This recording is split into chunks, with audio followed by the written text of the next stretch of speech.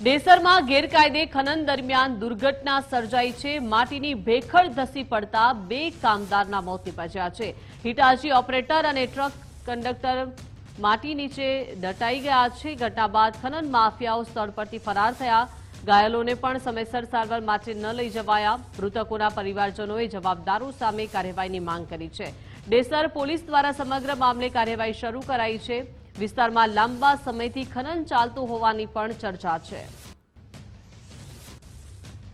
વધુ વિગતો સાથે સંવાદદાતા અલ્પેશ જોડાઈ ગયા છે। અલ્પેશ, ખનન દરમિયાન આ દુર્ઘટના સર્જાઈ, 2 કામદારના મોત નીપજ્યા છે, શું વિગતો છે? બિલકુલથી તાલુકાનું દિહોરા ગામ છે કે ત્યાંની આ ઘટના છે કે જે રીતે માટી ખનનની જે પ્રક્રિયા છે તે ચાલતી હતી ને તે દરમિયાન જ એક મોટી માટીની ભેખડ હતી ને તે ધસી પડે છે। આ ભેખડ નીચે જે કામદારો છે તે દબાય છે ને તેઓના જે કરુણ મોત છે તે પણ નીચે છે કે આ 2 કામદારો છે તેમાંથી એક હિટાચી ઓપરેટર હતો અને એક ટ્રકનો કંડક્ટર હતો। જોકે આખું આજે ખનન ચાલતું હતું તે ગેરકાયદેસર હોવાની પણ વાત છે કે સામે આવી રહી છે અને ઘટના બાદ ખનન સાથે જોડાયેલા જે તમામ લોકો હતા કે ત્યાં ઘટના સ્થળ છે કે ત્યાંથી ફરાર થઈ ગયા હતા। જે ઘાયલ લોકો હતા તેઓને પણ ક્યાંક ને ક્યાંક સમયસર સારવાર ન મળી અને તેના કારણે તેઓના મોત થયાના પર પરિવારજનો છે તે આરોપ લગાવી રહ્યા છે।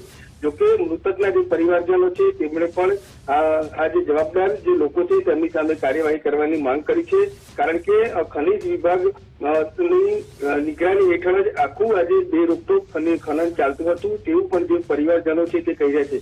ડેસર પોલીસે હાલ સમગ્ર મામલે ગુનો નોંધી તપાસ હાથ ધરી છે। જોકે ડેસર તાલુકાના ઘણા બધા એવા વિસ્તાર છે કે જે નદી પટવાળા કે જ્યાં આ રીતે બેરોકટોક ખનન ચાલે છે, પરંતુ ક્યાંક ને ક્યાંક ખનીજ વિભાગના આ જે ખનન માફિયાઓ છે તેમના ઉપર 4 હાથ હોય તેવા દ્રશ્યો જોવા મળી રહ્યા છે અને તેના જ કારણે આવા જે નિર્દોષ લોકો હોય છે તેમના જીવ જતા હોય છે।